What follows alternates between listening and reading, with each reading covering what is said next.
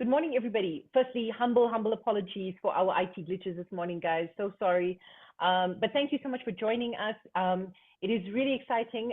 Women in Mining South Africa, as well as Minerals Council, have partnered to put together a very insightful and interesting discussion that we're going to have this morning with regards to our celebration of International Day of Women in Mining. And our topic this morning centers around empowering women for the future, for the mine of the future.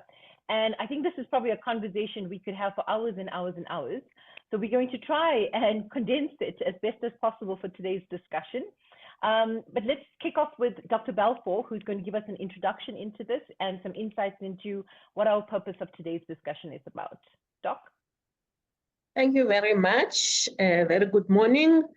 Let me be formal. Our program director and chairperson of WiMSA, Ms. Raksha Naidoo, our esteemed guests and speakers from the Mining Qualifications Authority, the National Business Institute Initiative, Fraser Alexander, Anglo-American and 𝗡𝗶𝗰𝗸𝗲𝗍, all the participants who are in this webinar, as well as the organizers.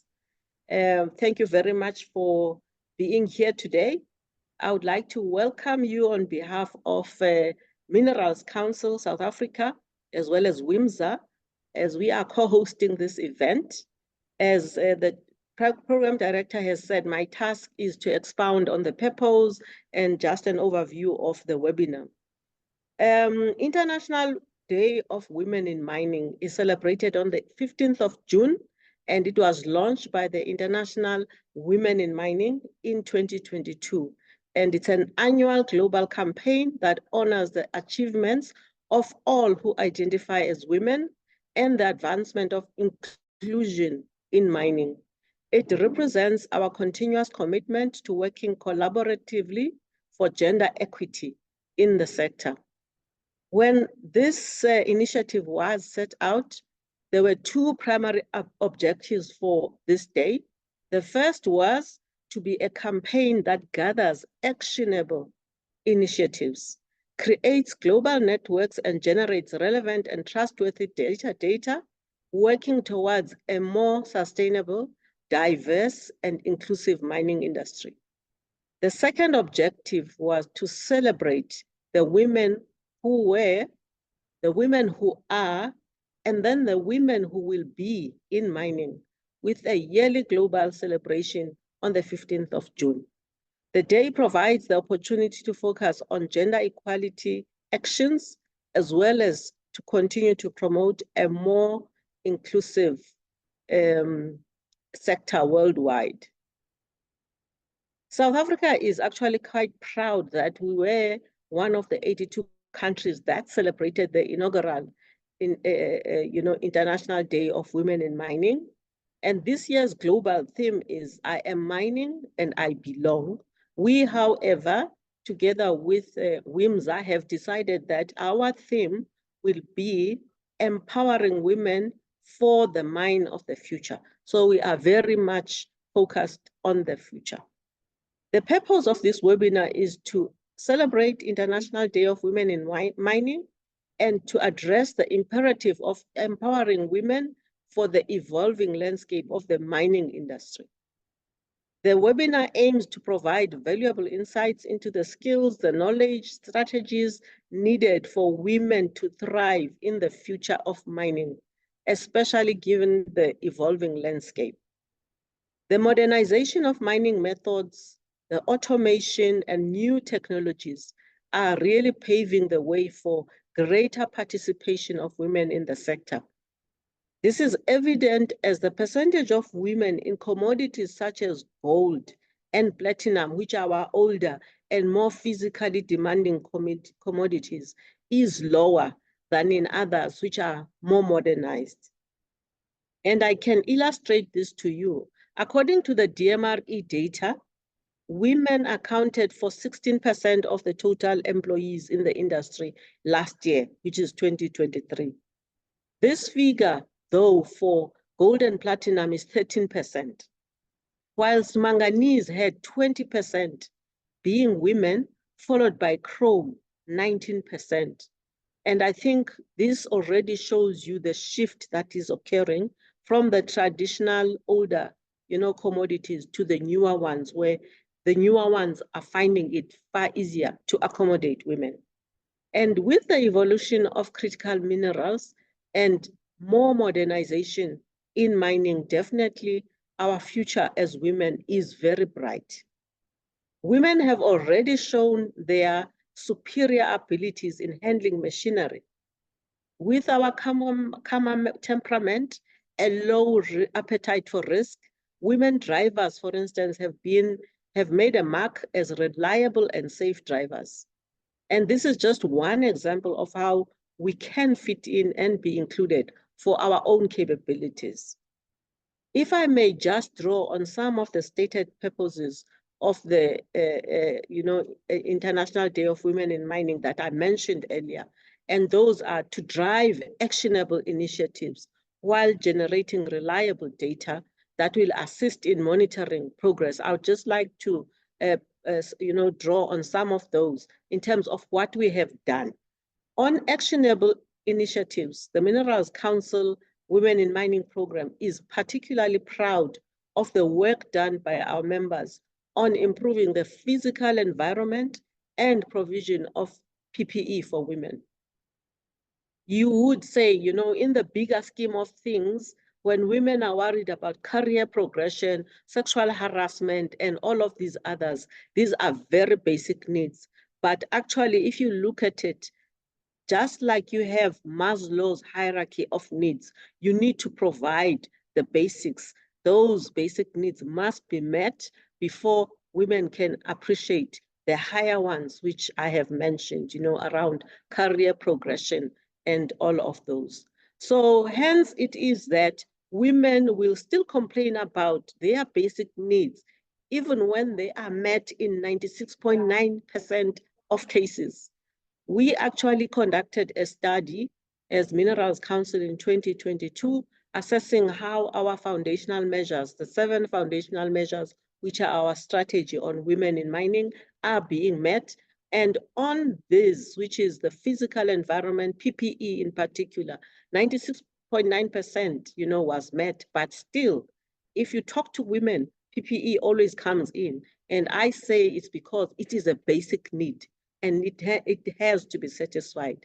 So from that assessment, women still stated issues of smaller sizes which were not available to them, that we needed to consider darker colors in PPE, the quality of the material, and also, being consulted. And it's amazing how actually companies were providing PPE to women, but in some cases, women were not being consulted, the old adage of the unions where they say nothing about us without us. It's similar here, where we were as companies actually thinking for the women and not involving them. Fortunately, though, all of these issues have been addressed in the revised guideline on PPE from the Mine Health and Safety Council. And this guideline goes as far as insisting that there should be establishment of WiMSA structures at the mining, at mines. So our WiMSA program has been very active in disseminating information to our members on the new revised guideline. If you haven't seen any of these, please shout to me. We'll ensure that you are, part of the circulation, because we have got 3 stages. We have already sent out some materials. We sort of broke it down into, very bite-sized chunks that can be digested easily in terms of what that guideline is about. And we have been sending these to companies. So all of this is to ensure that women are comfortable every minute of the day. And with that, we believe that's where inclusion starts. You feel that your basic needs, you are recognized, and you are, people are ensuring that your needs are addressed. We are also proud of our WiMSA dashboard, which is now in its 3rd year of operation. Although it is still a work in progress, and we refine the indicators that we collect, it is a very valuable tool that is assisting us in tracking progress on a number of metrics, including the learnerships, how many are men, how many are women, internships, training on gender diversity and inclusion, and GBV incidents, and the resolution of such incidents. As I draw to a conclusion, I would like to point out that inclusion of women or any marginalized group is in all forms. It is not a, one facet, it's many facets. And inclusion, you should always see is as a practice or policy of providing equal access to opportunities and resources for people who might otherwise be excluded or marginalized. The Minerals Council is very intentional in the need for inclusion. Hence, we have our WIM program. This is also a priority for our CEOs.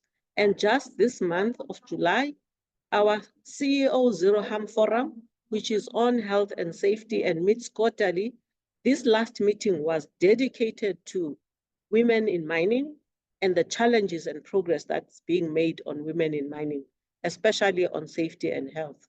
And the resounding message from the CEOs was that the inclusion of women has to be embedded in the values of the company and its strategy, and it must not be seen as an add-on.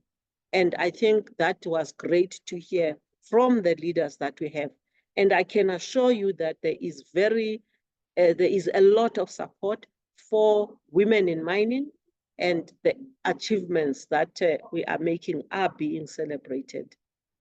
This webinar is an excellent way of celebrating International Day of Women in Mining, and as it will explore topics such as essential skills for mining of the future, skills development, importance of gender equity in the future of mining, and how technology can leverage women to participate in the exploration and production of critical minerals. And lastly, how technology is currently being used to increase the participation of women. I therefore hope that you will all participate fully in the webinar and you will gain valuable insights that you will be able to apply as you craft your own personal journeys into the future. I wish you all the best for this webinar, which promises to be a very enlightening. Thank you very much. Thank you, Dr. Balfour.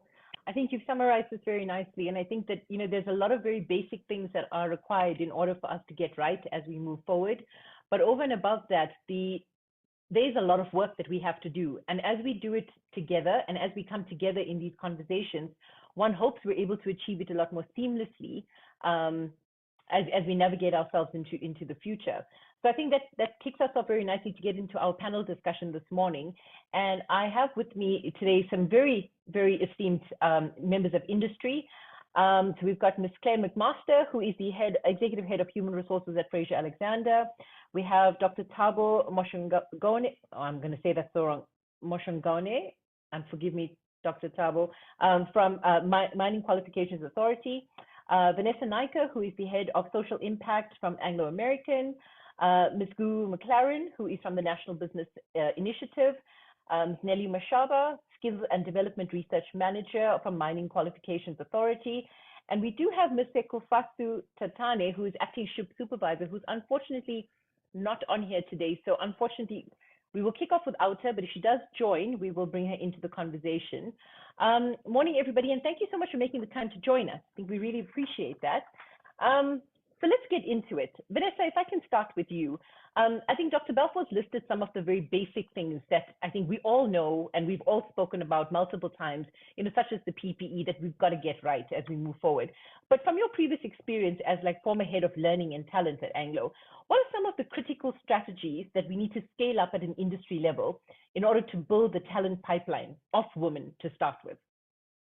Thanks, Raksha. Firstly, apologies. I've got a croaky throat this morning. I'm recovering from some flu, but it's really a good question. So, I think if I reflect, I've been in the industry for a number of years, more than 2 decades, and I think the conversation has become a lot louder in the last decade around, gender parity, women in mining, etc. Yet we still haven't made the strides And to 𝗡𝗸𝗏𝗀's comment, we still haven't made the strides, and women in the industry are still feeling that their basic needs and other needs are not being met.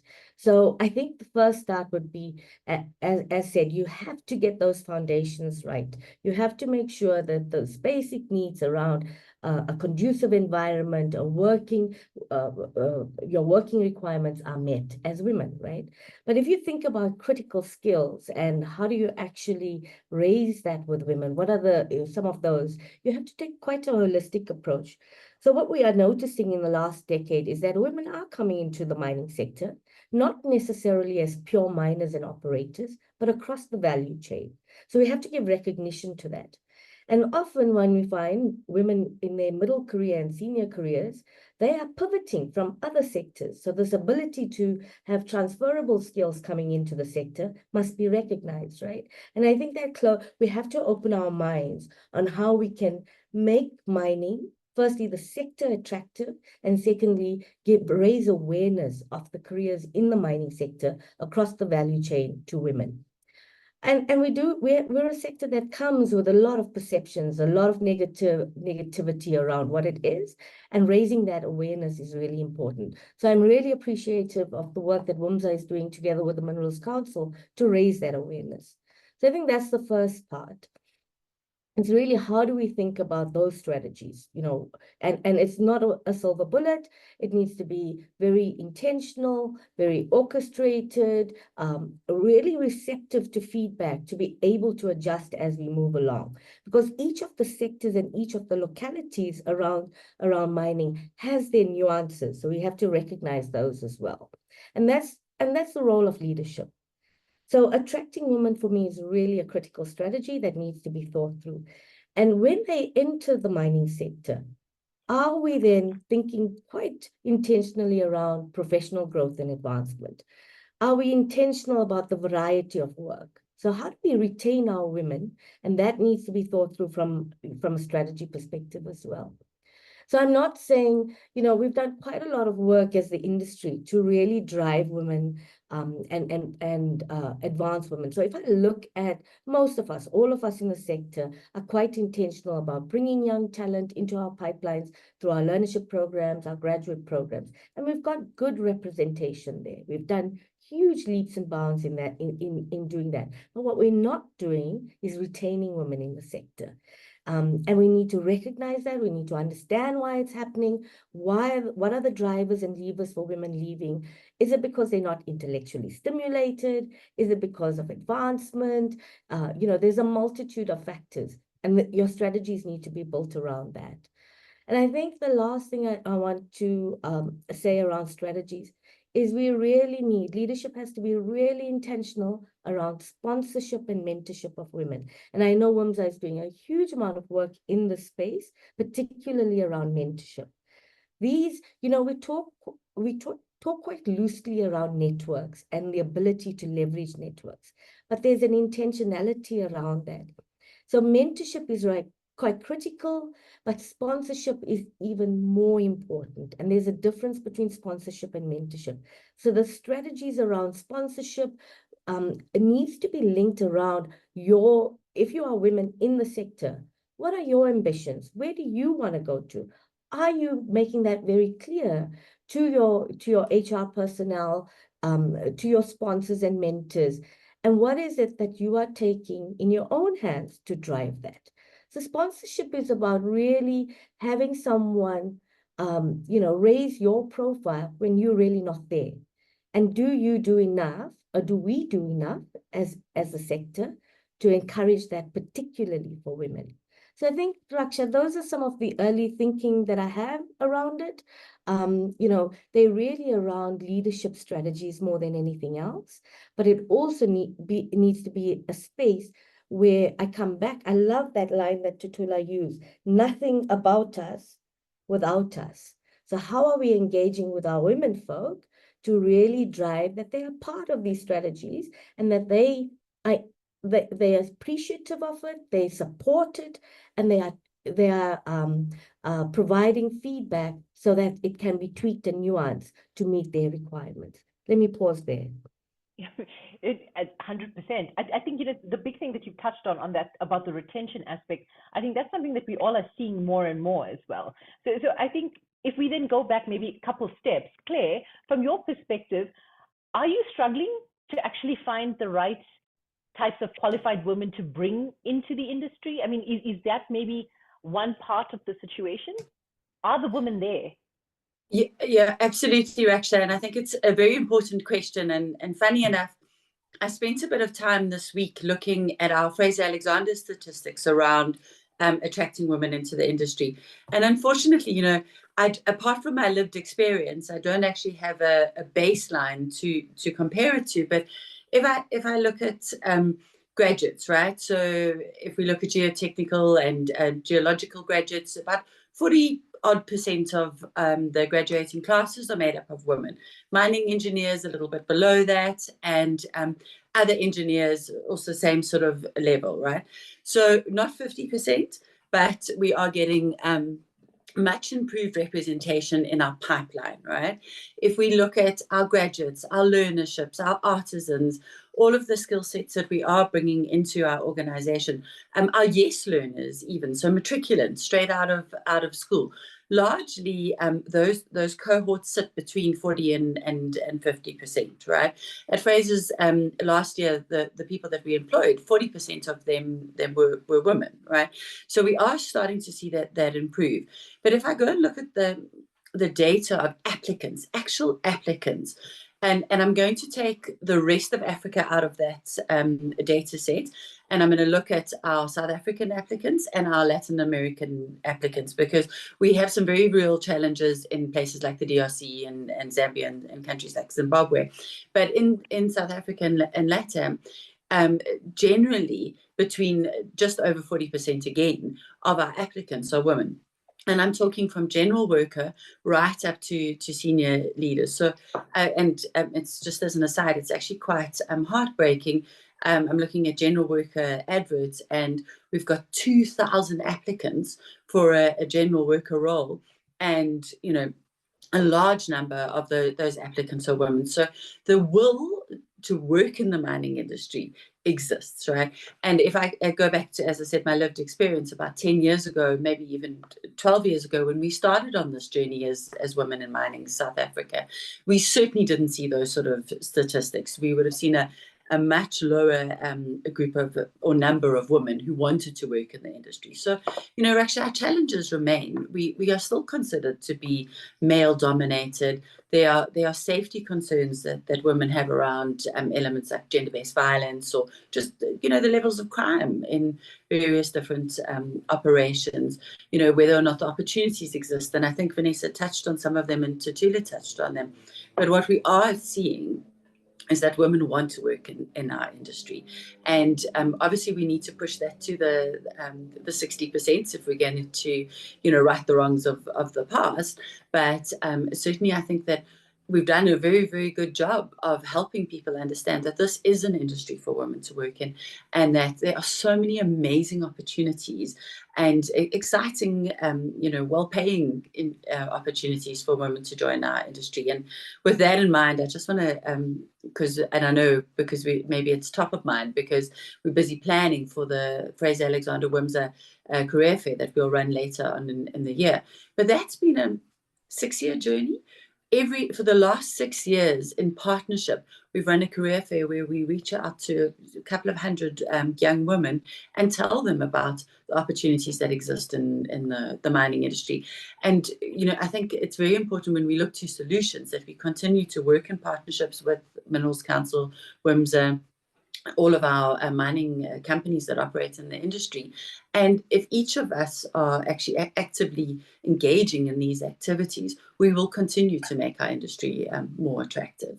And I think just to Vanessa's point, I think one of the sort of key areas there is to start, we've done a lot of work in retention. Let's start moving that, in attraction. Let's start moving that conversation towards retention, and how do we look at our promotion statistics, maybe more than just our attraction. Sure. And I think as part of that retention, obviously, then this is where I guess, talents and human resources and leadership in general have to now consciously put in a lot of thought and intent in creating their workplace skills plan and all of those sorts of things that then aids and supports women through this journey. So 𝗀𝗀, you guys obviously get a lot of sight of these reports as well from WSPs, right? And what is the data showing us? What is it telling us with regards to, are we actually focused on accelerating women's development such that we are able to retain them, or are we still not quite there? Thank you for that question, Raksha. I believe that the industry has made strides in addressing skills development and training for women in the mining industry, specifically the workplace skills plan. To those who are not aware of it, it's data that mining companies provide to us as the MKA, which contains training interventions that have been implemented across various demographics of employees in the sector, as well as training that has been planned. So how this data assists us? It assists us in identifying the skills shortages, occupational shortages and skills gaps in the sector. Over the past years, the skills gaps that have been identified have been those related to mining engineers, mechanical engineers, mine managers, etc.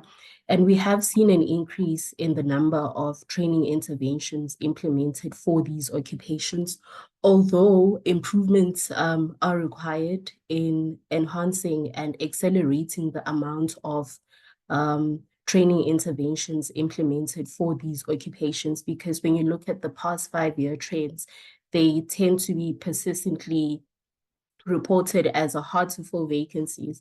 So hard to fill vacancies are occupations that companies normally struggle to find candidates for a period of 12 months.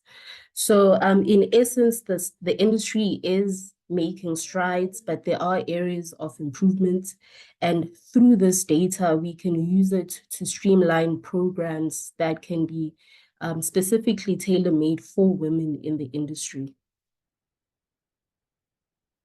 Okay, so with regards to that, in terms of some of these programs that we then have to tailor make, is the information then shared out with industry? I mean, so sorry to come back to you, Claire, but like, how would you guys then use that information in terms of now putting together the plans that are needed with the current staff that you have, or to then go and find these skills shortages that 𝗀𝗀 is referring to? So yeah, absolutely, Raksha. So we generally have that information because we know when we look at our vacancies and we know which roles that we are finding difficult to fill. And a lot of the work that we're doing at the moment is around leadership development and management skills. So, the actual technical, the mining engineer or the civil engineer, we are able to attract them into our organization. And then I think one of the reasons, and when we talk particularly about women, is that we are known in our industry for having a very diverse and inclusive work environment. And so we are able to attract women who hold those qualifications. But once those individuals have entered our organization, then we need to invest quite heavily in helping them develop their business acumen, their financial ability. So the technical's there, also looking at their ability to communicate strongly, ensuring that people understand that they can demonstrate return on investment for any opportunity. We've done a lot of work on developing growth mindsets. I was laughing when we were trying to get onto the call earlier. I thought maybe I needed to work on my ability to fix my technical skills, but just really teaching people not to be scared of technology and to open one's mind to applying things like AI into your day and augment your skill set so that we can do more and be better and come up with products that are safer and more effective. So, and then also to be able to take that learning and grow our teams too. So that's where a lot of our focus actually has been in terms of development. So, and that also talks to that retention in the industry, because when our industry offers those opportunities, we will remain. So obviously all the Maslow's hierarchy, the pay parity, et cetera, all of those hygiene factors need to be in place. But when life gives us opportunities, that's when we're motivated and that's when we're excited to be active in an industry. So, I mean, things like AI, with everything that's going on from a just energy transition perspective as well, they create a lot of opportunities, in particular, a lot of opportunities for women, and as well as just the general technological advancements. So Gugu, from a national business initiative perspective, right? All of these different technological changes, all of these different advancements, how does it now position opportunities for women? What do you guys see from your perspective as the new opportunities that are available? Thank you for that, and good morning to everyone. So I think with all of these opportunities, I think the underlying requirement is an intentionality. And if you think about the just energy transition as an example of that, we know the energy transition is going to happen. It is happening. We know that that's taking place. But where we have to be intentional and deliberate is around the element of the just. It is the more complex, it's the more tricky part of it. It is where we have to think now, what does this mean and look like in terms of ensuring inclusion, in terms of driving transformation? And I think that, there is a tendency to focus on the easier things, what's required for the energy transition, etc. But it has to be grounded in what does this mean for marginalized communities? What does this mean for gender equity? What does this mean for youth? And how do we ensure that we're thinking about this now? And I'll use JET as an example only because the NBI is driving a program around skilling for employment within the context of the just energy transition, and really thinking about how we know that we're going to require, 300,000 jobs. We want those to be within South Africa. We want to avoid bringing these in. And we also want to ensure that we're not exacerbating our existing social challenges. We want to ensure that we're not just making worse the challenges that we have. And so at the onset, to be very clear around what is required, and how do you bring people along, and creating that enabling environment to do that. We do a lot of work in installation, repair, and maintenance. We've got an IRM initiative, and that's a very male-dominated space. If you think of plumbers, general repairers, commonly known as handymen, right? So that already gives you an inkling into that space. And in that work, we have a requirement of 60% women participation, and that's in our learners, and that's also in our entrepreneurs and SMEs that we work with. And we've had to do a lot of work in creating that enabling environment. We embed what we call gender equity and social inclusion, and that's done with the learners. It's done in the TVET colleges that we work with the facilitators, and with the workplaces where these young women are going to move into. We have had instances where these workplaces will say, no, we don't want to take a woman in. That's too complicated for me. I don't have facilities. The opening remarks around PPE. There's going to be issues with the other workers. Can they climb a ladder and put up a geyser? All of these kind of very basic beliefs that are deeply held. You have to start addressing these at a very fundamental level. And of course, and I always say this with such glee, our top performers in this program are women.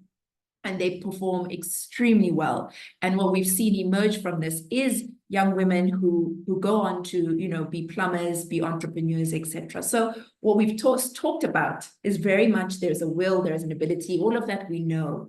It's that enabling environment, and it's ensuring that there is a plan around it. So when we think of something as big as the energy transition, it has to be built in to the very framework that we use to be able to do that. And the JET implementation plan does outline that, and it does give provision for that, but it has to be done in a very coordinated way, and thinking through, and I think it was Vanessa's point, the full value chain. So being very open-minded about where these opportunities sit, and ensuring that we have a clear understanding of how do we then drive this at all of those levels.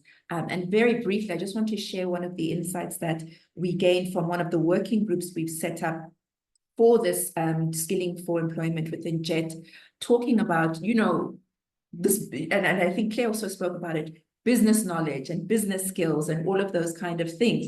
So thinking very broadly, there's the technical, and then there's a whole lot of other skills that you can bring in. And how do we have a plan to do that in very fundamental ways while ensuring that there is an enabling environment that supports what we're trying to achieve with this? I think that's one of the shortfalls sometimes that a lot of women have as well. We have this, I don't know, almost narrow mindset that we need a very strong technical background in order to get out your foot in first. And once you're in, you look to upskill yourself technically, but there's this massive holistic picture from a training perspective we need to adopt in order to truly succeed. So work like what you're describing, Gugu, becomes so important in terms of offering these opportunities and thinking out of the box, because WiMSA did some work about 2 years ago to create this career booklet, and we showcased the different faces and the different careers women can have in the industry. Absolutely, you could be a plumber or an electrician or whatever it is. And I think it's sometimes we probably also need to showcase these stories to inspire other women, because you can climb and install a geyser if you really wanted to, and if you tried to. There are ways and means around it. But it's that understanding, I think, that we probably need to translate a little more.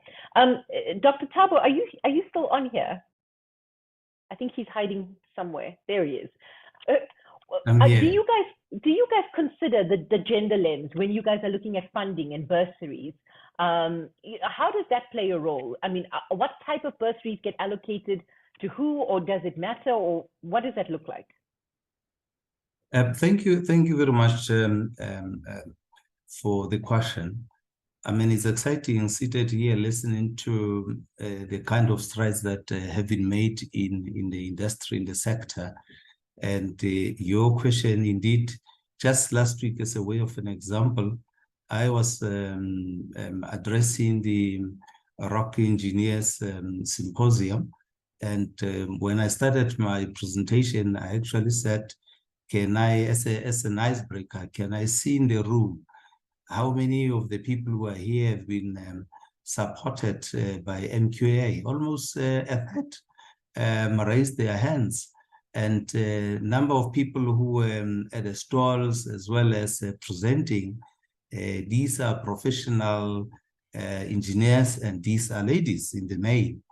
That excited me. And few days before that, I went to 𝗩𝗲𝗀𝘀 with the team, where more than about 15 mine companies came together for career guidance exhibition. And majority of learners that came through, almost close to 4,500, were young ladies who were quite interested in understanding careers in the mining space. Indeed, we have made strides. We are very, conscious of the fact that we need to raise the numbers, particularly of women in mining. Now, how we categorize it, it was the vulnerable groups. Of course, we group them together with all other, grouping, that is the rural, the young people, the people with disability. But what we saw also coming through, because we have these stats also, we noticed that for the last 5 years, we have just afforded bursaries to about 6,500 women in the space, to the tune of about 500 million. And the next level of occupational programs that followed bursaries was, the trades. Almost similar number, same number of about 6,500, and almost to 500 million. Yes, indeed, there are many other programs across all our programs. We have actually had concerted effort in terms of promoting, the skilling and training of women in the space, not only at the highest level of university and the candidacy programs, but we actually consider right from the lowest level. Included to that will then be the FLCs and small-scale miners, where we supported women. So there has been, a deliberate effort to promote and support women. Up to now, I mean, the numbers in terms of percentage compared to males, it will be about, we stand at around 19.5%. And you can see we're closing the gap. As I'm seated here and I'm saying to myself, why have I not had a meeting with WiMSA just to focus particularly on women and say if there is a need to then look into special kind of funding for women. I know that we are supporting them, but maybe discussions are with WiMSA, as I've been doing with most of other professional bodies. Maybe it's now about you. So indeed, we are focusing on women. I would want to see that happening much more, because they are at various levels, right from kindergartens, right from awareness. So as we then see a great uptake, we can even begin to engage either the providers as well as the employers to say, how can we collaborate more intensely to ensure that we're moving from 19.5% probably to in the next 5 years to something like 25%. It's doable. We've been moving by a percentage, almost per year. So we can even fast track that to say, wow, how about moving this percentage to about 3% per annum? So it's a question of us collaboratively working together. But indeed, across all our offerings, we do consider women. I would want to see that happening much more.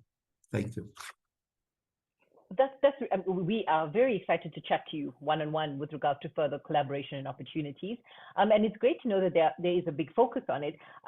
Gugu, do you think that business is doing enough from what you guys see in terms of bridging the gap? Do we need to have more of a gender lens when we're looking at it from a business perspective?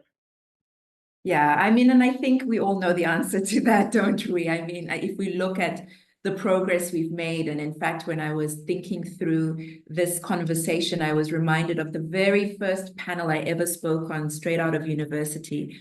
I was in a nonprofit called Benchmarks Foundation that focused a lot on mining, and it was talking about women in mining. And that was about 15, 16 years ago, and reflecting on the progress that we've made and where the gaps are. And certainly there has been progress. I think that we can all agree. But I think it's also noting that there are still some very big challenges and gaps that remain. And I do think that from industry, there is a commitment to it. But I do think that when it comes to gender equity, we are dealing with many kind of complex issues, and some of them we have addressed that, it's you can handle it from a practical level, but some of it, when we talk about attitudes, beliefs, we talk about GBV, we talk about sexual harassment, we talk about all of these really tricky social issues that are pervasive whenever you're in a male-dominated space, that take a lot of time to deal with those, to really change mindsets around these things. And I think that is a big challenge. And so back to my points around intentionality, around how do you create that enabling environment? How do you create a culture where it's very clear around the behaviors, around the attitudes that exist, so that women are able to, show up and not in fear that I go to work and I'm going to be harassed or something's going to happen, or, that actually I am being paid appropriately and the same as my male colleagues. Actually, I do have the opportunity to be promoted, etc. So there is a lot of that work, which is deep, complicated, messy work that has to happen and requires strong leadership to be able to set the tone, to set the, this is what we stand for as an organization, and this is what we accept, and this is what we do not accept, and that there are repercussions for the things that we do not accept. And we find that a lot of companies have to be very courageous in that, because you will lose people in that process, and you could lose your top skilled people in that process. But that is a decision that you have to make, kind of, because that aligns with the values of the organization. We also know that your policies and your procedures and your systems have to support that. And so if you say there's a zero tolerance for sexual harassment, that has to be real, that has to be felt, that has to be not only for certain people, some people are excused, it has to be something that is very clearly articulated. And then you've got to deal with this culture issue, and how you deal with attitudes and behaviors. And we know that remains a very, very tough space. However, if we don't address those, I think that we're going to really struggle to do that. I also think it's important that companies are thinking back to this point of the full value chain. How are we thinking about not just employees, but how are we thinking about the SMEs that we work with, that we integrate into our supply chains, that we support, etc.? What are the opportunities there? Because there is there's huge potential, and we know the critical importance of SMEs in our economy, and we know that there is real potential for growth there. And having women run SMEs, the socio-economic benefits of that are far-reaching, and it is something that if a company is willing to really commit to, you can see some real change with that. So I think it speaks very much to taking a position and a stance and ensuring that this permeates throughout your organization, throughout your value chain, and those are the opportunities that exist. But like I said, that's the challenging work that has to happen. It's the hard work and the uncomfortable conversations that we probably need to be having as well, right? And I think that's the hard part with a lot of this. But I'll come back to the values and the culture changes. Nelly, with regards to SMEs, which is a very important part of this, what do you guys do as the MQA to assist female entrepreneurs, all of these SMEs who are looking to still play a very significant role within the mining sector?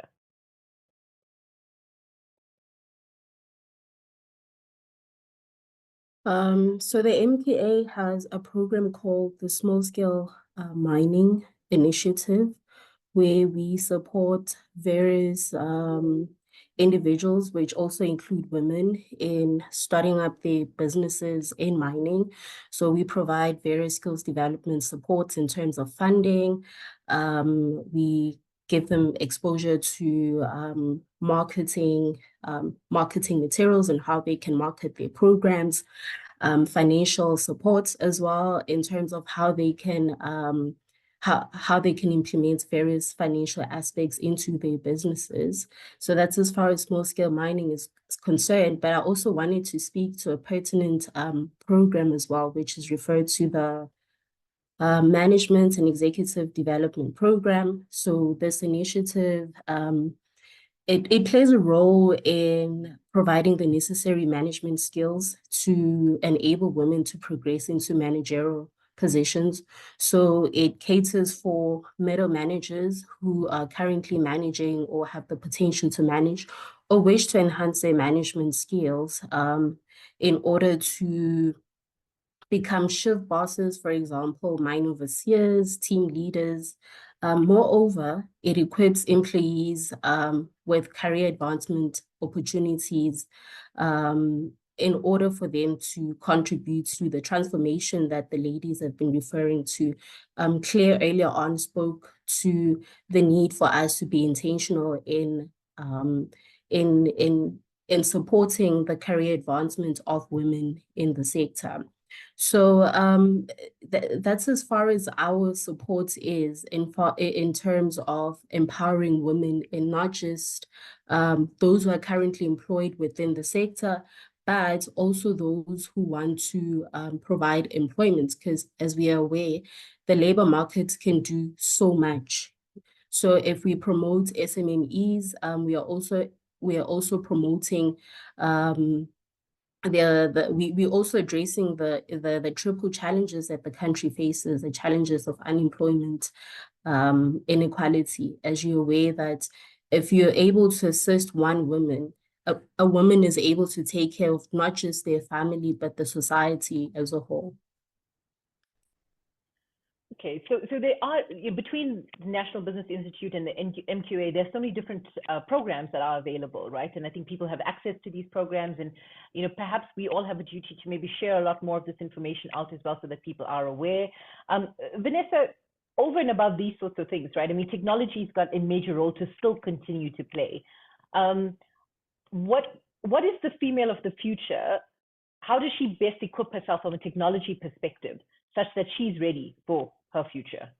Yeah, and I think whilst we're talking about women, this applies just as much to anybody in society, Yes. particularly youth, right? And then to the point made earlier by Nelly, I think around we've got some strong societal issues to deal with. Unemployment, lack of jobs, etc., is a big issue. So whilst we've done a huge amount of work in terms of training, raising awareness, we also have to think about how do we manage a sector that might be growing in certain areas and not growing in others. And this then could have a technological lens. So you would all be aware that the sector is cyclical. And with that cyclical reality, we often shed jobs. And it's a real concern in a country like South Africa. So none of us are unaware of that. As technology advances, there's a different skill set that's required. So what does that mean? The traditional roles of shift supervisor, shift boss, operator is changing. And with that change is really being driven by technological advancements. So I think for women and the sector as a whole, all of us playing in the sector, to have relevance going forward, we need to be considerate of these things. And it's really important that women and anyone else in the sector is looking at how they continuously learn. So how are you keeping abreast around not just business acumen and leadership skills and the ability to, to bring and leverage those, we used to call them soft skills, but then really not just to leverage those, but to be really thoughtful about where is the sector moving in terms of automation, data analysis, visualization, because technology impacts that. It's easy for us to say, technological, 4IR, etc. But what is the actual application and how does it actually come to life in the mining sector? So I think women need to really leverage the ability to advance their digital skills, to not see that as a fear factor, to really embrace it. I mean, that's one of the things. And when I hear MQA advancing some of these programs, and I work quite closely through through the METF with universities, how do we start to bring in some of these things into undergraduate curriculums, into TVET curriculums, so that we are attracting women there? Are they exposed to the new age skills that technology and advancement of technology in the mining sector brings? So automation, digital visualization, data analysis has to become common knowledge for the sector, right? A lot of our improvements in the sector is driven through data, even through our SMMEs. If we think of across the value chain, data is playing quite a high level in that area. So how do we bring that? The other thing is access, right? We talk about awareness, we talk about access. Technology plays a significant role in that. If we can use technology to really leverage solving the root problems, then that is where it comes to its own. Technology isn't a panacea. Technology is an enabler to what we want to solve. And we need to start thinking around that. What is the root cause? What are we trying to solve for? We are trying to solve for jobs. We are trying to solve for access. We are trying to solve for raising awareness of the sector. How then can technology enable that? So those are some of the thoughts, Raksha. And I think as a sector and as a nation, we really need to be embracing technology. It's not something we should fear. We often think it's a higher skill. Let me tell you that typically, with technology advancements, we bring more opportunity, right? Because you're taking away a worker from harmful environments, you're putting them into a remote operating center. The skill set that's required is more around agility, more around the ability to gain, where young people and youth and women can easily take up those roles. So a pit operator, the way they operated 10 years ago to today is vastly different. It's all automated. It's all about visual and sensory, very different skill set. And I think those are some of the things that we need to raise awareness of. There's always going to be a place for traditional mining foundational skills. And it's not just my old school thinking about it. You need strong technical foundations, but you also need all of the other skill sets to be able to be competitive as the industry advances. I think Gugu's point earlier about the intentionality about it, we as women also need to be intentional about our own futures. So we also can't be reliant on HR or our organizations or leadership. We've got to take control of it for ourselves. Claire, how do you, as an executive head of HR, how do you get that message across to your teams that it's actually your responsibility as well, or equally your responsibility, should I say? So, Raksha, obviously we have all of the standard systems in place, and we run very strong performance development processes and talent management processes that are very nicely aligned to some of the psychometric work that we've been doing, making sure, you know, that we do good competency assessments and then engage. And so a lot of that is about training our leadership to be able to have the right conversations with individuals.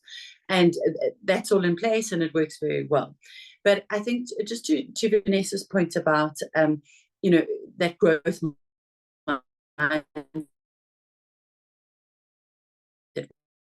develop in people so that they open these. One of the ways in which we've done that quite effectively is looking at the use of day-to-day systems. So if previously you filled in your leave form on a piece of paper, now you go to your employee self-service and you make use of that. I'm an employee who's not used to using technology, but all of a sudden I want my payslip, or I want to fill in my leave form, and I start using my smartphone or the tablets at our kiosk that we've put out. And if I do that, I start to get a bit of confidence, and I realize I can do this. And then the next time, our 𝗍𝗏𝗻 project, so our remote operating mining unit project, there will be opportunities for men and women to apply to be control room operators or to control the machinery. And because I've had that experience of my day-to-day system, I start to, you know, believe that I can do that job. So I apply, I get trained, and, you know, through time I move forward. So that's how one of the ways that we're doing it, slowly, but very, very effectively. In terms of it's your own responsibility, obviously that's, you know, messaging, it's in our values and our culture development initiatives, but then also, just as I said, letting people just have a bit of an opportunity to try, to succeed, and to carry on. I think, you know, the culture aspect of all of this and the narratives that we need to start changing as well. I know that Fraser does a lot of work in this space. I don't know if you can talk about it just very briefly. How do we start implementing those culture changes such that we start looking at the bigger societal differences and eliminating those as the problems? And I think you're probably thinking about some of the work that we've done around gender-based violence and trying to eradicate. And I know eradicate's a big word, right? I mean, that's a big, hairy, audacious goal of note to eradicate. But you've got to, you know, we talk about zero harm, and, you know, you've got to start the way you mean to finish. So we, as an organization, we partnered with a number of other mining companies and the Minerals Council and the MPA, and we formed what's known as the National Partnership Against Gender-Based Violence. And together, and this is just one of the examples of where the Minerals Council have been fantastic. They've actually found the budget to put a dedicated resource on the project. And together, these role players have come together to actually support the development of and the refurbishing of some other 𝗡𝗸𝗃 care centers in our mining communities. And it's such an amazing project to have been a part of, because obviously what we're saying is that what's not acceptable to us in our working environments, or and needs to be removed from our working environments, also needs to be tackled at a community level. And if we can have the right support in our communities, we can make a change there, both in terms of the belief system, the culture system, and also some practical support to victims of gender-based violence. So I think at last count, there were 5 different 𝗡𝗸𝗃 care centers that were being either improved or built from scratch, and that number will just continue to grow. So there's some very practical, you know, sort of applications of change that are out there. I did want to say that really, if you just indulge me for 2 seconds, Raksha, we were talking about sometimes there are unpopular decisions that are made by organizations, and sometimes you've got to remove people, or sometimes you've actually got to take quite a hard line against sort of people who are anti-diversity and inclusion.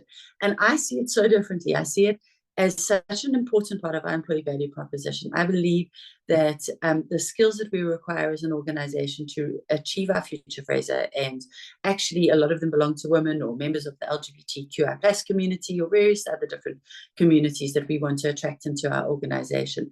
So by saying no to certain behaviors, whether it's at a leadership level or even just on the ground, has actually been game-changing for us in terms of our ability to bring in the skills that we need. And we need to share that thinking quite a lot in our industry, because for us, it's a competitive advantage at the end of the day. For sure, for sure. I think, you know, there's, yeah, like we said at the beginning, this conversation can go on for quite a long time because there's so many different aspects that we need to keep tackling, right? But maybe if we just start to round up, so we've got a couple questions I think that we can tackle. Dr. Thabo, maybe if I can close this out with you, what does the female future leader look like from your perspective?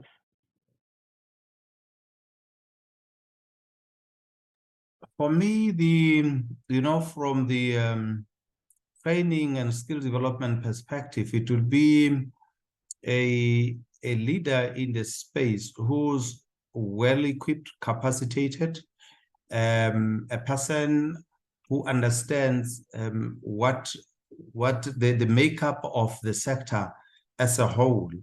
You know, we often make a mistake when we educate our young people, particularly in South Africa, and say, if you want to be a chef, you don't have to start in the kitchen, or rather by cleaning the walls or even the toilets.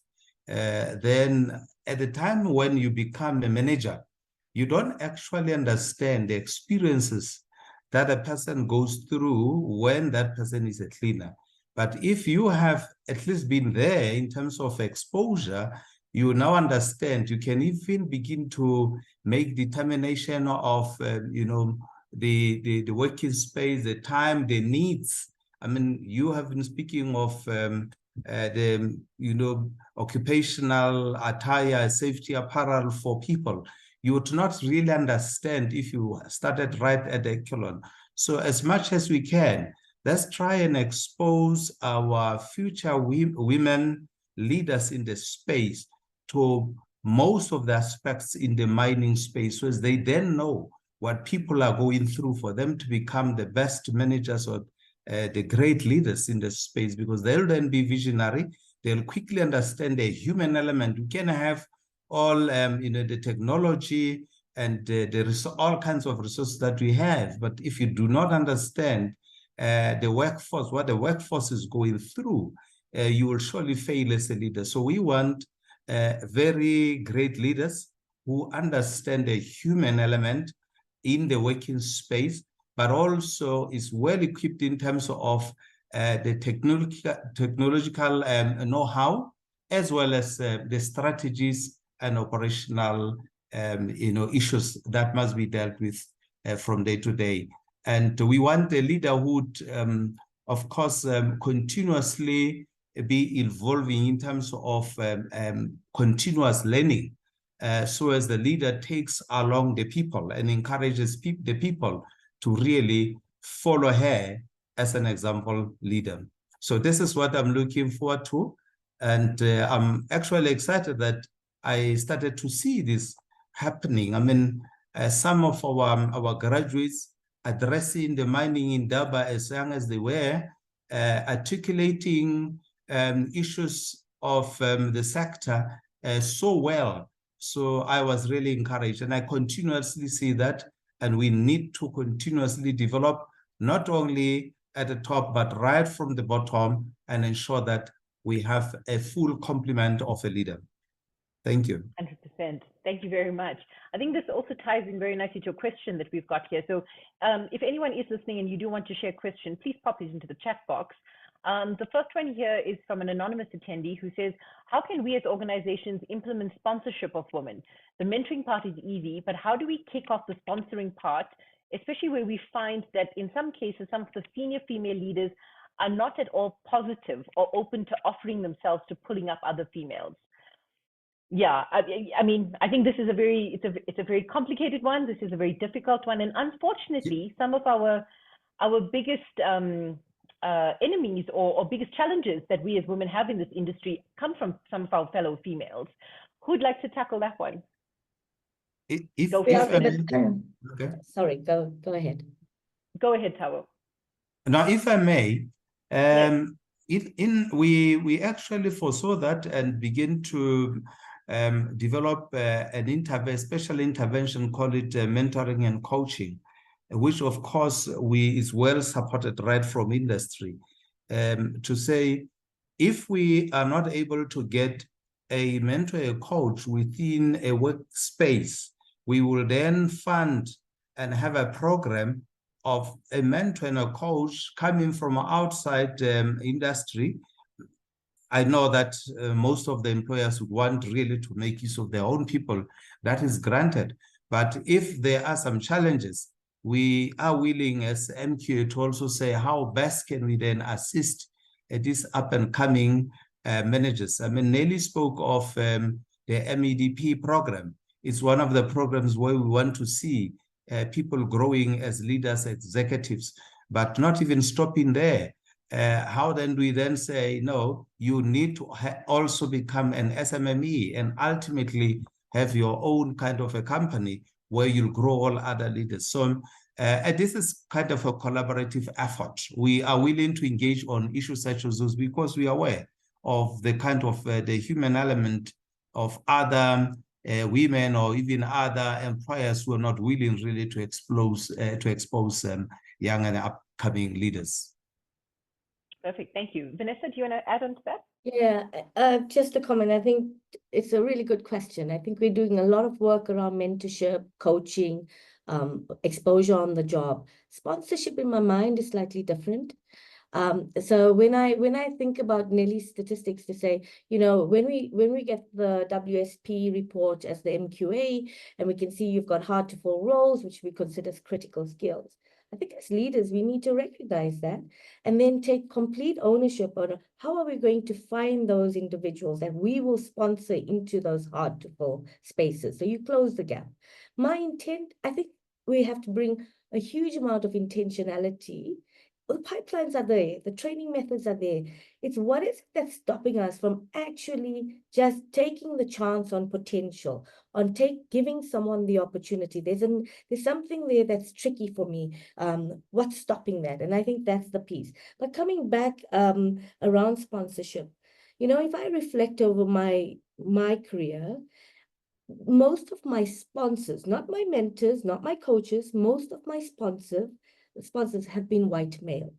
And that's representative of the sector because it's been transforming.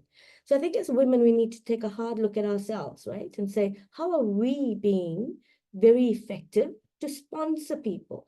And sponsorship means that you have to know people. Coming back to Dr. Thabo's comment, you have to care enough to know what excites someone, what their ambition is. So you have to create the spaces to have that engagement.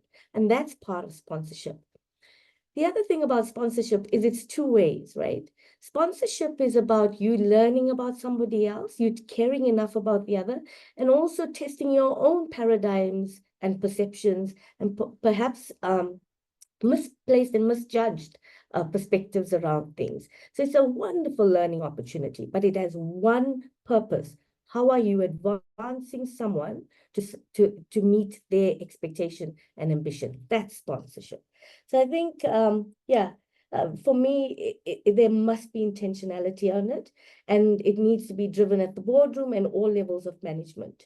And it needs to be part of an individual's, you know, ethos on how they operate as effective leaders. 100%. Thank you, Vanessa. Claire?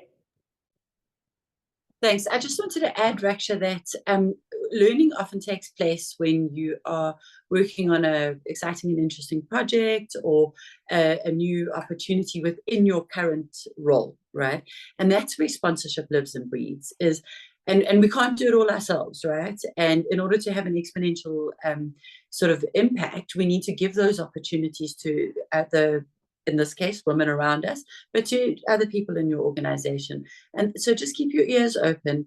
And as Vanessa says, know what people are capable of and sort of put them forward for opportunities like that. And you'll be amazed how this ripple effect can occur. Thank you. Thanks for that. Yes, go for it. I don't know where this hand is, but I saw Claire's hand go up and I'm looking frantically at how do I put up my hand? But I wanted to step in. I 100% agree with everything that has been said. I also want us to consider, that a lot of times when you have women in leadership, and particularly in a male-dominated space, you can sometimes have one woman on an ExCo team. And having worked in an organization where there was one woman on an ExCo team, not in mining, in finance, she was the only woman and the only Black person on ExCo. The amount of burden she carried on her shoulders was significant. And I was fortunate enough to sit along the same corridor as her office. And without fail, at least 3 people a day would go to her office to offload and to seek her out, to vent, to get guidance and advice. And it was a heavy, heavy load. And so I also think we need to be cognizant of how many battles that one or those 2 people are dealing with at that level, and have some empathy towards kind of what it takes to be the only person at the table or the only person in the room, and to understand that if we do want to see real transformation, that has to be a shared burden, and it has to be something that a leadership team understands is important. It's not just a woman's issue. It's not just a Black person issue, Black people issue.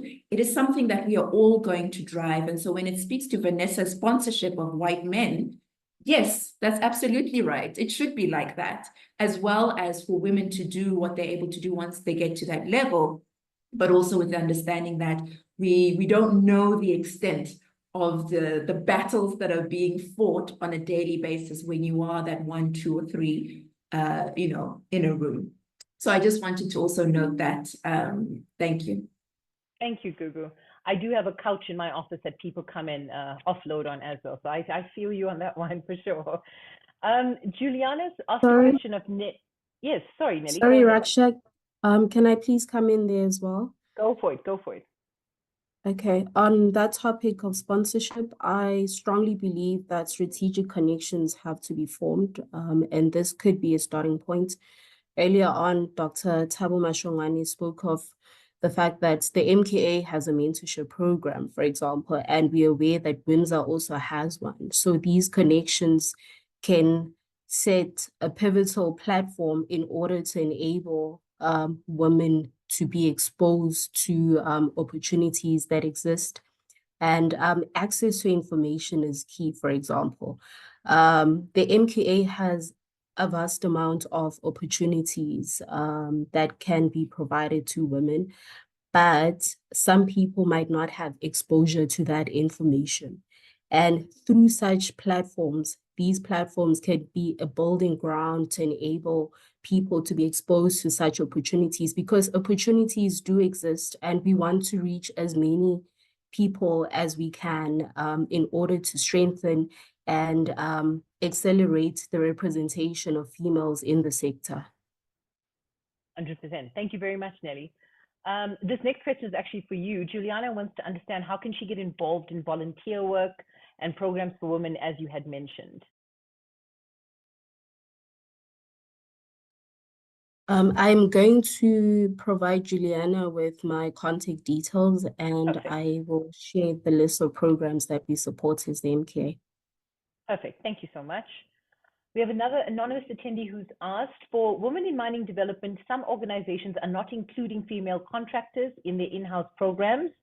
How can we assist as women in the organizations to actually ensure that even women who are working as contractors are also developed? I.e. women in leadership programs is mostly an in-house training, but when contractors apply and are nominated by supervisors, they are declined.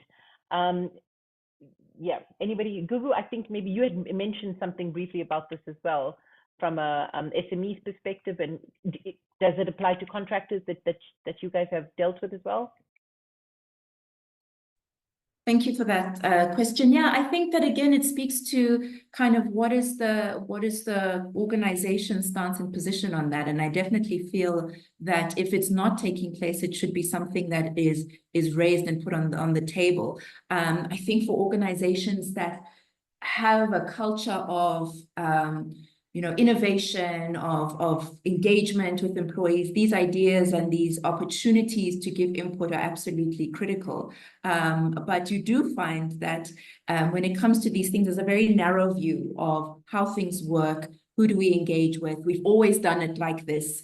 And being able to do things differently requires that push. And I think that's, you always have organizations that have change makers within them who are really pushing for things to be done. And the role of a change maker is a lot of work and requires its own kind of strategies around how you build relationships, how you influence, etc. But that is how you start to see change. And hopefully organizations are open to doing things differently. Thank you. Kay, do you want to add on that? Yes, I just want to say that actually the real responsibility here lies with the clients at the end of the day of that contractor. So in this case, mining houses need to choose their contractors appropriately. They need to choose contractors who are concerned about ESG, who are concerned about things like living wage and the training and development of their employees. And yes, when times are tough like they are at the moment, sometimes those decisions are made by procurement, but the matrix that the procurement division is looking at needs to include ESG very heavily in order to help them make the right decision and to be able to train and develop everybody. Perfect. Thank you. Anybody Sorry, else? Raksha, I'm in Gugu's camp. I can't find the button as well. I'm a That's fine. Go for it. person. Just to add, and whoever put that comment up around contractors, you really need to push the boundaries, because I think you're spot on. We don't do that as the industry. What we do is we create a scope of work for our contractors that dictate how many women should be part of it, because it drives our 𝗡𝗶𝗶𝗿, etc. And we give a skill set to it. So the onus lies on the contractor, right? And maybe we need to rethink that or contract differently with the contractor if we have those facilities in-house. It's not about, it's how do we have shared spaces? How do we advance the sector as a whole? So I think it's a wonderful opportunity to think differently. And to Gugu's point, we do, we're quite linear in our thinking. You do need those innovative naysayers that go, no, it can be done differently. So absolutely encourage that view. But the onus does sit at the moment. The onus does sit with inclusive procurement and with our contractors and the way we set them up. And contracting firms, if they include SMMEs, have a responsibility to provide the client with the necessary skills. So that's the construct currently. Perfect. Thank you very much, ladies. Yes, Nelly. Thanks, Raksha. I wanted to mention that the MQA, we provide support to 9 subsectors within the mining industry. And one of those subsectors is a subsector that's referred to as services incidental to mining. So these are companies that do not provide core mining functions, but are operating within the mines in which contractors are also included. However, in order for that support to be provided, there should be levy-paying companies, and they obviously have to follow the necessary steps that any other levy-paying companies would follow in order for training to be provided. So it goes back to the issue that I referred to in terms of access to information and ensuring that that information is exposed for everyone's consumption. Perfect. Thank you. I have left my details. Sorry, yes. I have provided my details in the chat box. Should anyone require additional information on this? Perfect. Thank you very much. Raksha, if I may. Yes, go ahead. Yes. We have SMQA just a few years ago. We have started a drive to ensure that there's access to information, but also that SMQ, of course, our mandate, we are an intermediary organization, a catalyst for skills development and training. We cannot do everything, but we are in a best position to then bring the relevant organizations within the sector to ensure that work is done and people are capacitated to then be active in the economy.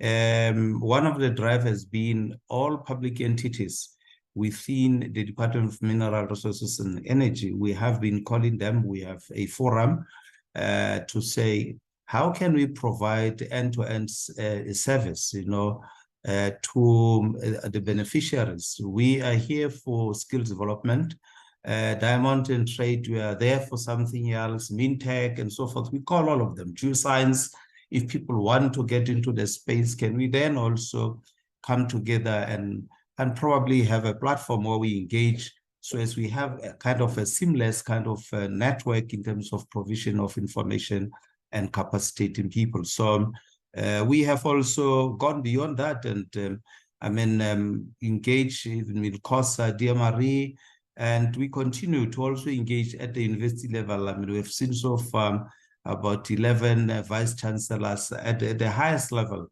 and say, no, we can't be seen just administrators who push these papers, let's engage. So we have engaged. So as we begin to up, awareness within our sector and how best can we take this process forward. Even just 2 days ago, we were engaging with MinTech and the artisanal miners to say, how best can we then equip you? Because sometimes contracts come out, but then they may not necessarily have complied with what is required for them to qualify.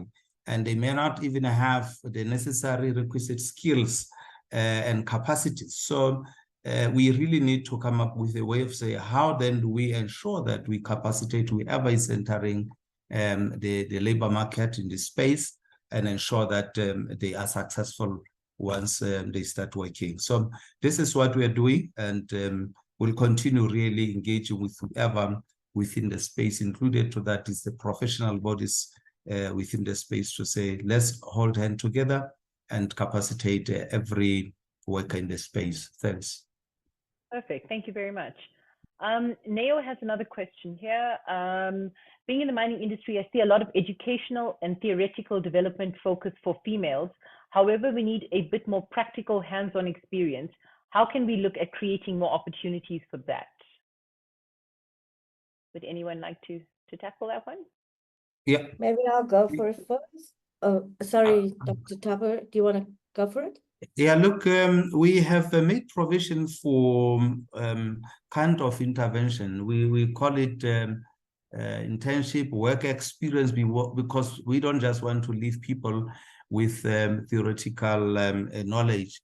It's been one of our weaknesses when coming to particularly those people who went to, say, TVETs as well as universities of technology, who would fund one component, the university component, and thereafter they are stranded to look for a place to gain experience. Now, what we have done, we have now streamlined our support funding, financial support, to say, once you are in for theoretical, we'll ensure that you also get funded when you want to do your practical exposure. Beyond that, if it's a practical knowledge in relation to starting up a business, these are some of the programs that Nelly referred to. So we at least can make an input. I also know that in industry, there are also other interventions that industry is offering in that regard. Perfect. Vanessa, and then we can go to Claire. Yeah, so I think Dr. 𝗏𝗏 has alluded to it. So there's a lot of work in, around your qualifications and bringing in the practical component around it. We at Anglo American, we run an engineering skills training center.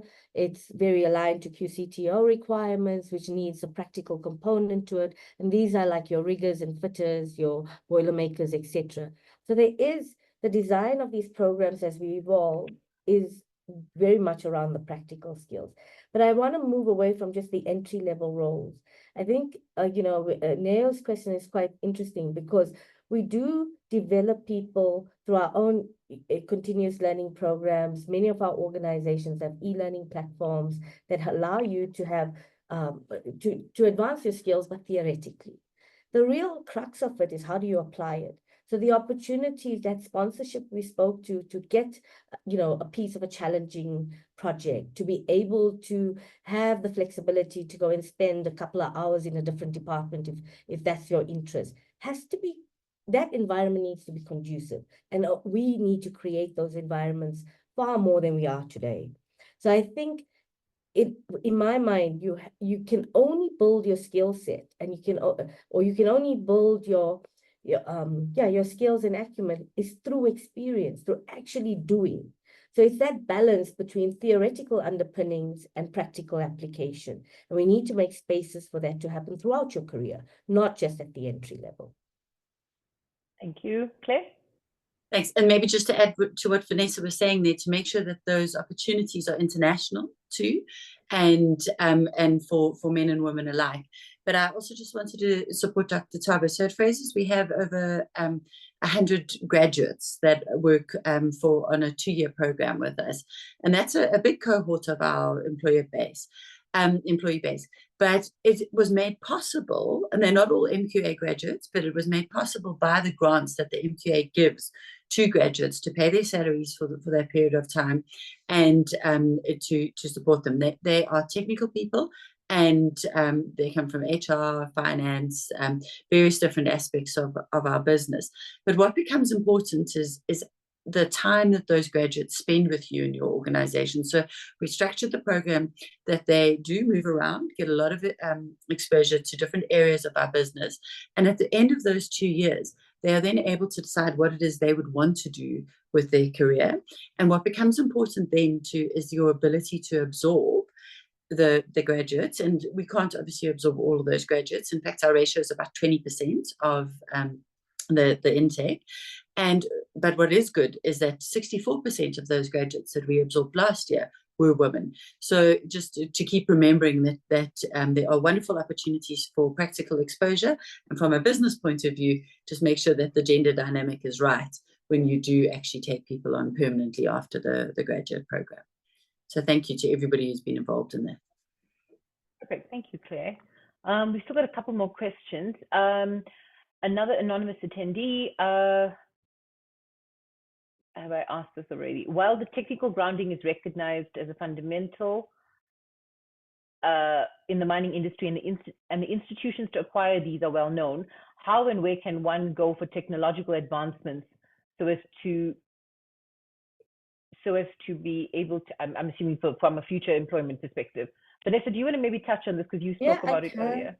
Yeah, I can. So a couple things, we loosely say that there's this lovely phrase that we use in the industry and across the world at the moment, lifelong learning. There's this, that's what to be relevant, to continue to be able to earn an income and have a fruitful livelihood, you have to learn and adapt as you go along. So all of these institutions do have learning opportunities beyond your undergrad degree or your entry qualification. So be thoughtful about those short courses, etc., that bring in niche skills to your toolkit, to your CV, etc., and increase your area, your interest areas. So there are those. The second thing that's quite interesting is that we're actually seeing skill sets improve on the job. So as the workplace and the work environment evolves, your skill sets are evolving. And, digital skill sets is by far the greatest one. So there is that recognize that and understand that you in your daily work, you can learn different skills. So there's that opportunity. What we're also seeing world over is this thing around micro-credentials. So the ability to use MOOCs, which are at your access, so Coursera, edX, other online university platforms that are aggregators and give you short courses, bite-sized, very focused, very intentional to individualized study is available. And UCT, the likes of WITS, all of them are part of it. What's interesting is you don't need an undergrad qualification to be able to do that. You have to have an interest in it. You can take it forward as where it becomes paid, and you can get a certificate of attendance and meeting course requirements, or you could just be taking it to increase your understanding. So lifelong learning in the concept of work and in the concept of future of work is quite an interesting dynamic, and how that plays out in terms of people living that experience.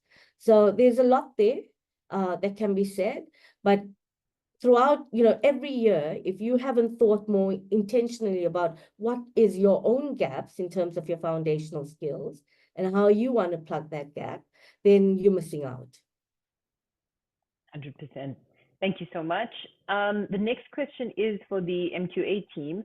Does the MQA assist industry with certification, i.e. mine manager certificates, GCC, in a case where a candidate is employed by a company and does not require this? If yes, how does one access this? Nelly?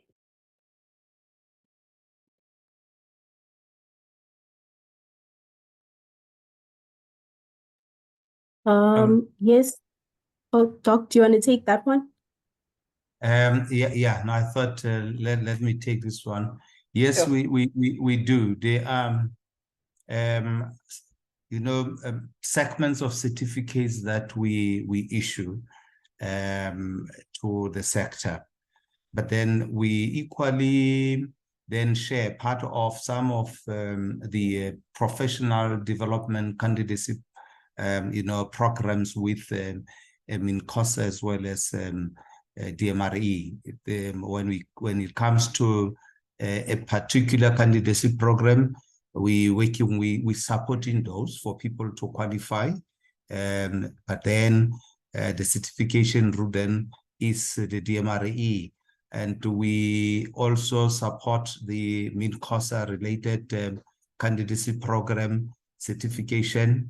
And we are at a stage where we have actually called both DMRE and COSA to say, can we then join hands together in order for us to improve throughput rate and the pass rate, because we are quite concerned to say the certification rate is quite low, particularly when coming to professional development related programs. We see at our level, people are doing quite well through the QC2O and so forth. So this is what we do. We do provide, but it's not all categories. It's particular certifications that we provide, and then others are going to be provided through the other two institutions. But for now, we really want to collaborate with the two to ensure that we improve the certification rate. Thank you. We've got two more questions before we start wrapping up on our side. Sia says, thank you for spearheading inclusion and providing this platform. Sia, thank you so much for joining us. And her question is, how are we ensuring inclusion of those with disabilities and also creating opportunities for women with diverse backgrounds and disabilities on boards? Anyone like to tackle this one?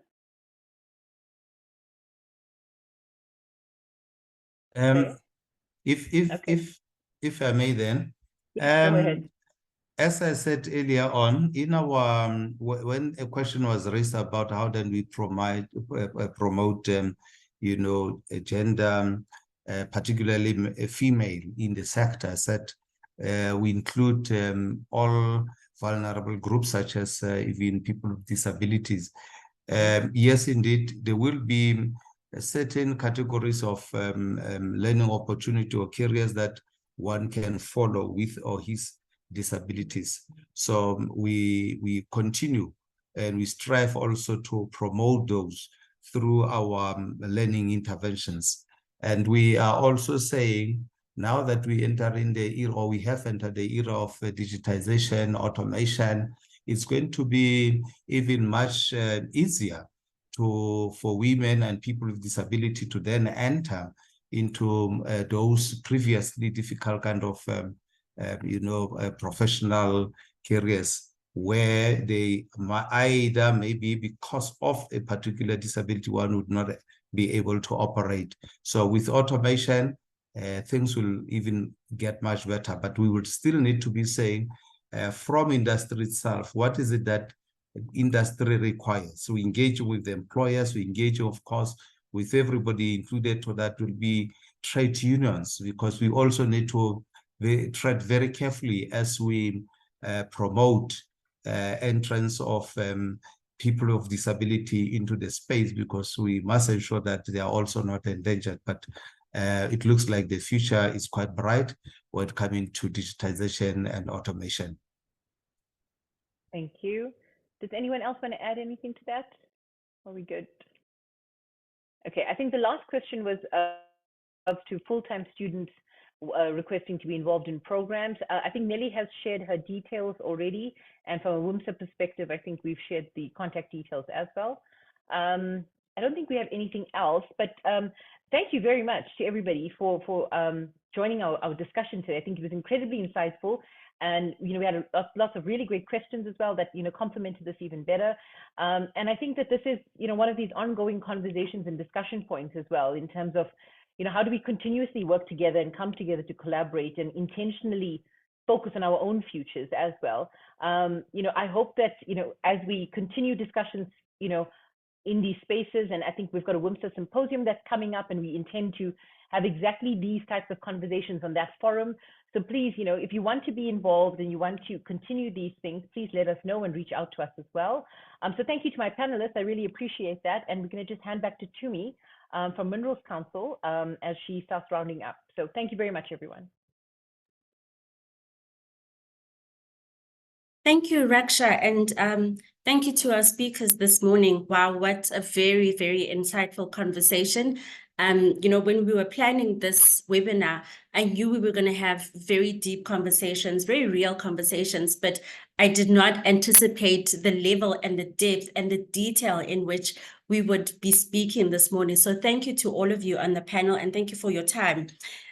Just to round up, a few insights and key takeaways that really stuck with me from what we spoke about this morning is that, first of all, from this conversation, all our KPIs, respectively as industry stakeholders and partners, all our KPIs have been detailed quite clearly from this conversation. And as much as we've made progress in increasing the number of women that are working in mining across the different occupational types and different occupational levels, there is still a long road ahead of us, especially as it relates to creating an enabling environment in which women feel that they can come into the sector, work, thrive, and do so in a safe manner where they are also equitably compensated for the work that they do. Something else that really stuck with me is that it's very key for us to understand what we are solving for, especially in this extremely cyclical environment, and to also keep at the back of our minds that technology is an enabler, and not to be afraid to use technology, and to also tap into the wealth of data that is available for us to streamline our programs and craft programs that have maximum impact.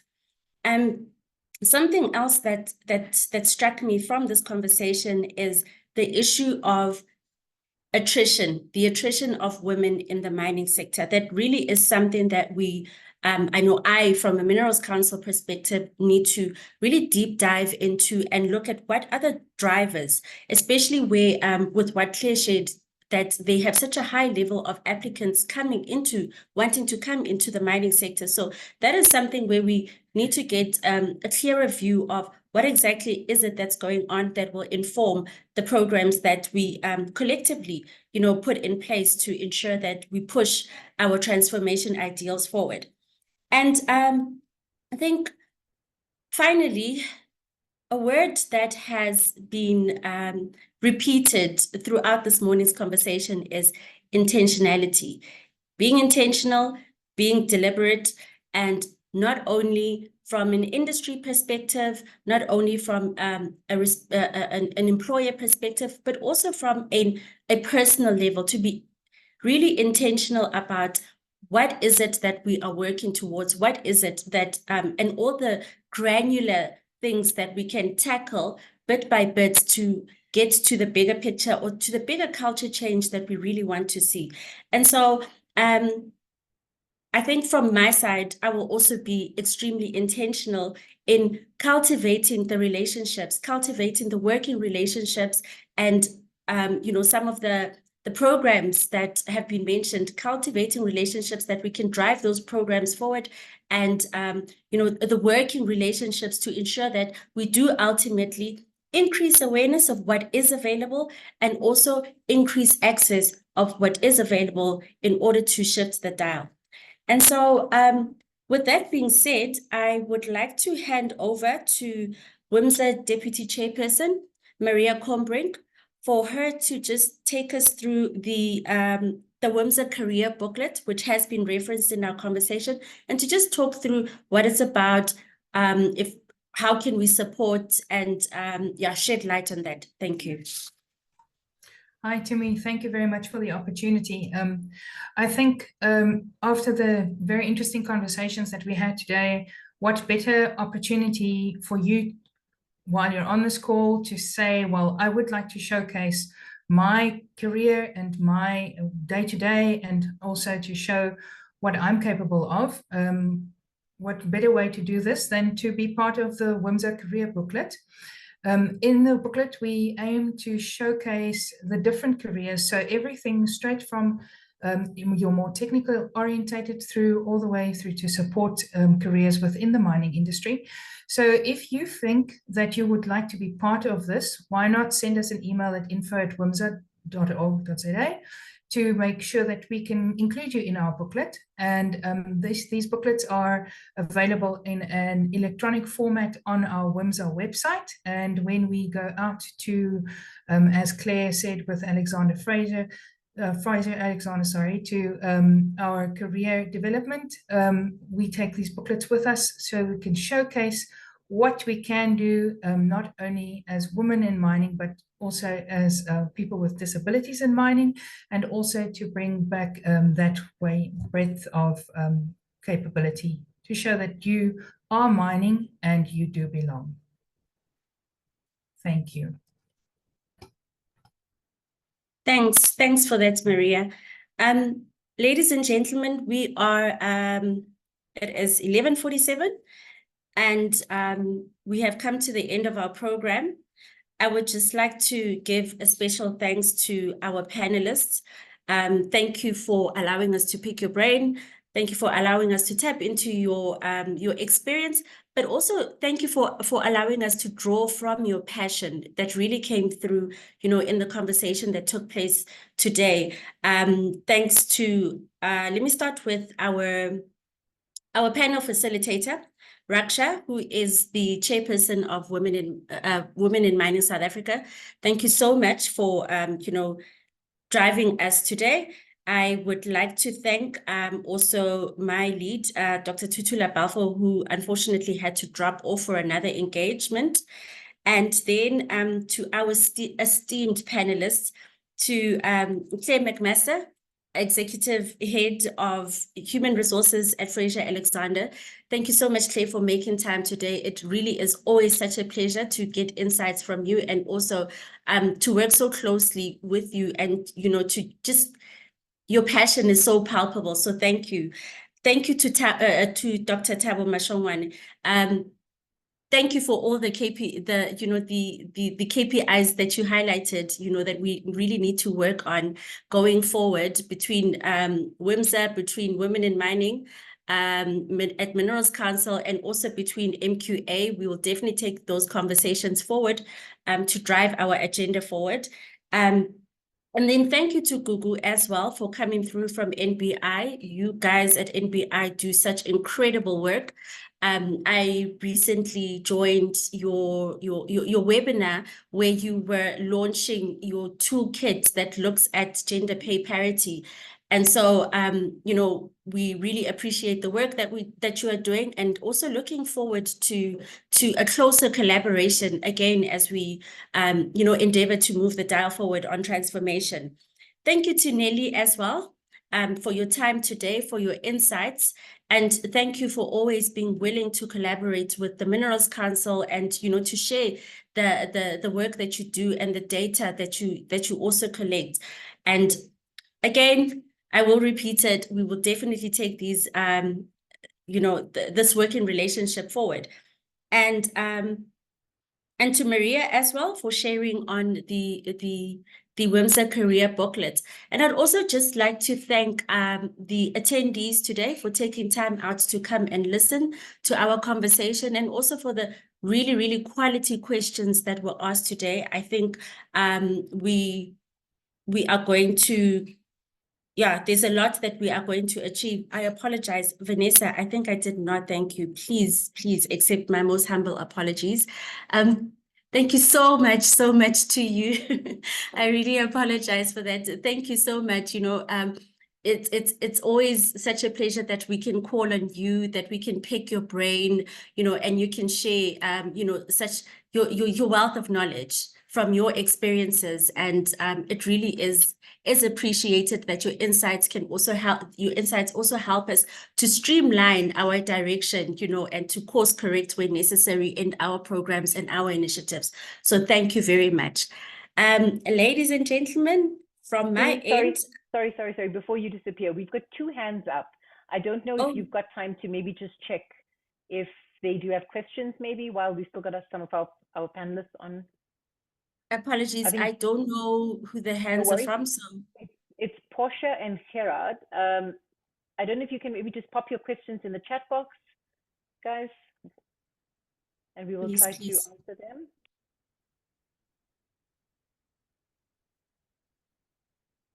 Portia's hand has disappeared. Gerard? I did see a question from him earlier, but it then disappeared. Okay. I think we should be okay. But if somebody does have any other questions, please reach out to 𝗡𝗶𝗰 or myself, and we will try best to facilitate to the right people as well. So thank you. Thanks, 𝗡𝗶𝗰. Absolutely. Thank you very much. Raksha, if you don't have anything further to say, can I go ahead and close the session? Okay, thank you so much. Ladies and gentlemen, as Raksha said, we could have this conversation the whole day, but we will not do so. We will hold off and continue this conversation at the upcoming WiMSA symposium that will be taking place in August. So please be on the lookout on you know, social media. We will email you as well for the details around that symposium, and we hope to see you there for us to continue this really, really critical and important conversation. Without anything further, thank you so much for joining us this morning, and have a great day further. Thanks. Bye.